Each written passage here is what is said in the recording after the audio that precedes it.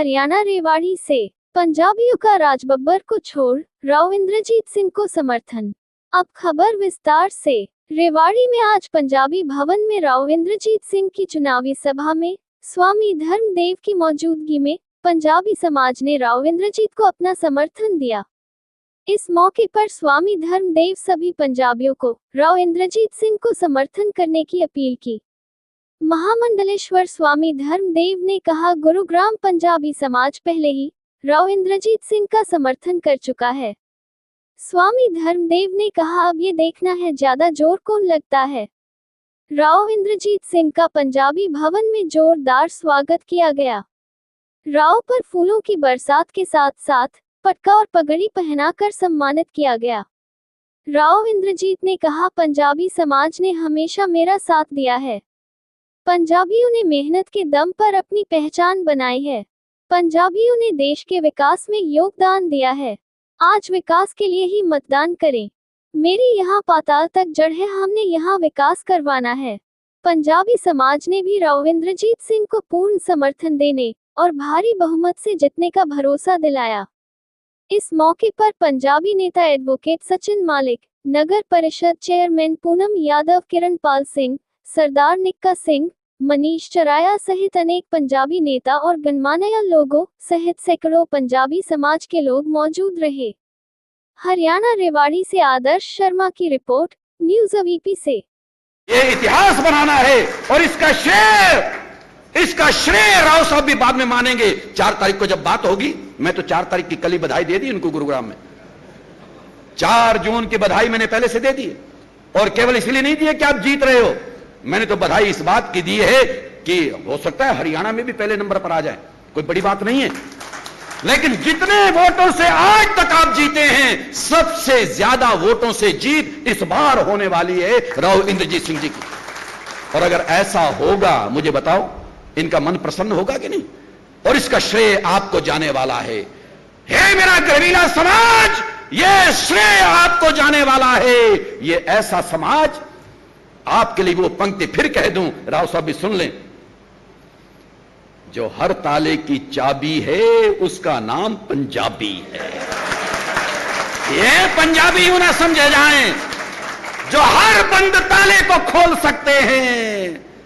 लेकिन मेरी माताओं, बहनों, सज्जनों, ये श्रेय जाता है मेरे देश के यशस्वी प्रधानमंत्री नरेंद्र मोदी को। खड़ाऊं लिए क्या, खड़ाऊं छुए, बल्कि उन्होंने एयरपोर्ट पर वहां के लोगों ने इन खड़ाऊं का स्पर्श किया और छू करके मुझे आदर से अंदर भेजा। अन्यथा जूते उतरवा लिए जाते थे यहां तो राष्ट्रपति तक के।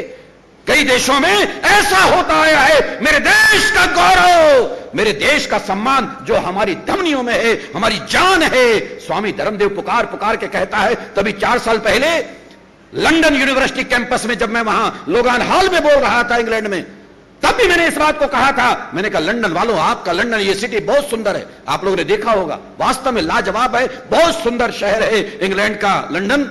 मैं जब वहां था, सारी बातें बोलते हुए, तारीफ करते हुए मैंने कहा था वहां 4 साल पहले की बात, लंदन यूनिवर्सिटी कैंपस में आज भी वहां पर एक आर्ट में होगा। मैंने कहा, ठीक है, बहुत सुंदर है, बहुत प्यारा है, बहुत अच्छा है, बहुत बढ़िया है, लेकिन सारे जहां से अच्छा हिंदुस्तान हमारा। यह हिंदुस्तान हमारा है, हमको हमारी जान से प्यारा है। 2 मिनट में एक बात कहना चाहता हूं। राव साहब ने कहा भी सही, और स्वामी धर्मदेव आपके सामने है। केवल हरियाणा नहीं, मुझे भारत में भी कई प्रदेशों में जाने का अवसर मिल रहा है। आप जानते हैं, पूरे भारत देश में, क्योंकि योगी जी मेरे बहुत प्रिय उत्तर प्रदेश में बैठे, पुष्कर सिंह धामी जी मेरे बहुत लाडले उत्तराखंड में, ऐसे अनेक प्रदेश के, भारत के क्षेत्रों में जाने का अवसर मिल रहा है। लेकिन हरियाणा हमारा, हमको हरियाणा पर गर्व है, नाज है। हम हरियाणावासी, आज मैं कह देना चाहता हूं मेरे सज्जनों, महाभारत में एक जगह उल्लेख आता है। अगर महाभारत की गीता को तो हमने पढ़ा है, लेकिन शायद हो सकता है इस ओर कभी ध्यान न गया हो। महाभारत के 18 पर्व हैं और गीता के 18 अध्याय।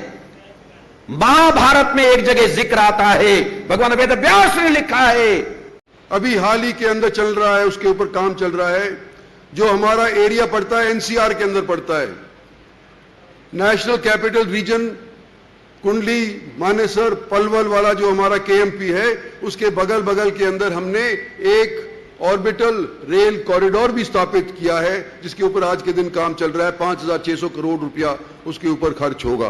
तो जहां तक डेवलपमेंट की बात है, और ये अभी तक तो मैं एम्स की बात भी नहीं करी।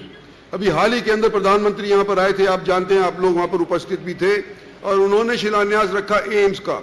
7,000 के करीब तो स्थायी नौकरियां यहां पर मिलेंगी, 12 से 15,000 अस्थायी नौकरियां यहां पे मिलेंगी, और जो रोजगार और वहां पे धंधा करेंगे उनका 15-20 हजारों का और होगा। इस तौर के ऊपर आज के दिन तो हम यूं कह सकते हैं कि हमने डेवलपमेंट कराया, छाती ठोक करके हम कहते हैं। जो बात कई बार नजरअंदाज कर दी जाती है क्योंकि थोड़ी सी पुरानी हो गई है, वो ये है कि डेडिकेटेड रेल फ्रेट कॉरिडोर हमारा 2 लाख करोड़ का खर्च हो करके और दादरी यूपी वाली से चलता है, और हमारे हरियाणा को चीरता चीरता, कम से कम हरियाणा दक्षिण का जो क्षेत्र है उसको चीरता हुआ और नारनौल से आगे जाके राजस्थान के अंदर घुस जाता है और बॉम्बे तक चला जाता है।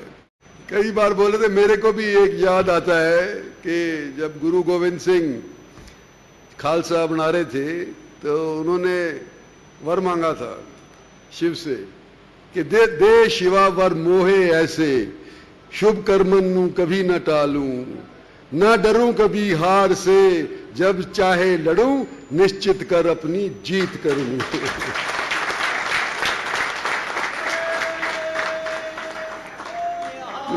सत श्री अकाल। तो मैं आज आपके बीच के अंदर एक प्रत्याशी के रूप के अंदर आया हूं, आपका सहयोगी रहा हूं, आपका हमसफर रहा हूं, हिमायती रहा हूं, और कुछ अगर गलतफहमियां थी तो मैं ये प्रयास करूंगा आने वाले समय के अंदर कि कोई भाई आपके समाज का मेरे प्रति अगर ये महसूस करता हो कि मैंने नजरअंदाज उसको किया है, तो आने वाले समय के अंदर मैं समझता हूं कि साल 6 महीने के अंदर कभी कभी मेरे यहां चाय पी जाया करो, कभी कभी मैं आपके यहां पर आकर के चाय पी जाया करूंगा। तो ये मोटी मोटी चीजें मैंने आपने बता दी थी। मैं लंबा चौड़ा भाषण नहीं दूंगा क्योंकि स्वामी जी को फिर वापस भी जाना होगा पटौदी। मैं तो केवल इतना कहना चाहता हूं कि मैं आपके बीच का रहने वाला हूं। अगर गुलेल से पत्थर फेंकोगे तो मेरे गांव में जाके टिकेगा, ज्यादा दूर नहीं है। और जो मैं हूं आपने परखा है, 40-45 साल से परखा है। जो मैं कह देता हूं सो मेरा जान चली जाए पर उसको करने के लिए पूरा जोर लगा देता हूं। और आपको मैं यूं कहता हूं कि ये आज के दिन जो इलेक्शन है ये देश के निर्माण के वास्ते इलेक्शन है।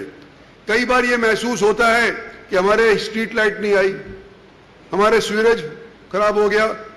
पूनम तेरे को नहीं कह रहा, मैं एडमिनिस्ट्रेशन को कह रहा हूं। लेकिन ये चर्चाएं होती हैं, रोजमर्रा की दिक्कतें तो हैं ना, कि भाई सड़क नहीं कभी ठीक, पानी कभी ठीक नहीं आ रहा। ये समस्याएं हैं, मैं मानता हूं, और इसके ऊपर हम पूरे तौर के ऊपर इसके वो हल नहीं कर पाए हैं। लेकिन ये समस्या देश के इलेक्शन से नहीं जोड़नी चाहिए आप लोगों को। ये जब कप्तान साहब को टिकट नहीं मिली तो मैं समझता हूं कई लोग उनके साथी भी होंगे, आपकी बिरादरी के अंदर भी होंगे, दूसरी बिरादरियों के अंदर भी होंगे।